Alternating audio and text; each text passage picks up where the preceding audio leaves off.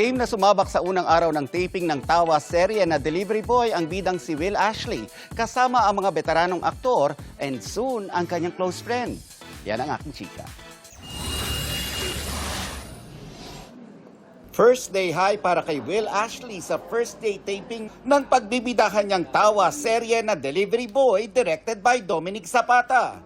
Sa unang araw sa set, kasama niya ang veteran actors na sina Kimpi De Leon at Meryl Soriano. It's something that I miss doing. Lumaki kasi ako sa sitcom. Di ba lagi ako napupunta sa drama? At least kakaiba naman siya.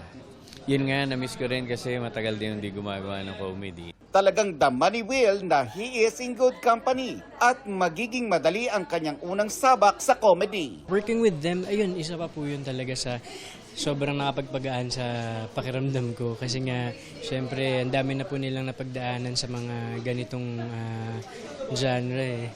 So, ang dami po nilang natuturo sa akin at ang dami kong napupulot na aral sa kanila. Sabi ni Will, malapit sa totoong buhay ang kanyang pagganap sa karakter na si Boy, isang delivery rider na gagawin ang lahat para sa kanyang pamilya. Isa pang ikinaka-excite ni Will, ang first taping day kasama ang kanyang close friend na si Mika Salamanca, na siguradong magbibigay kulay at katatawanan sa marami nilang eksena. Of course, super excited kasi iba to eh sa mga napagsamahan namin before eh. So, panibagong naman to, panibagong journey para sa amin dalawa. And I'm very excited. And yung mga, actually nag-uusap din talaga po kami. So, naghahanda rin talaga kami para dito sa series.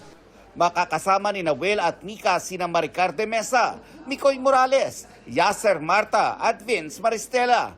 Gayon din si Direk Eric Quizon na dahil na-miss ang umarte sa harap ng kamera, laugh trip ang napili niya sa pagbabalik sa GMA. That same day, nung nag-uusap kami na sinabi ko gusto ko mag-artista, GMA called and they asked me if I wanted to be part of Delivery Boys.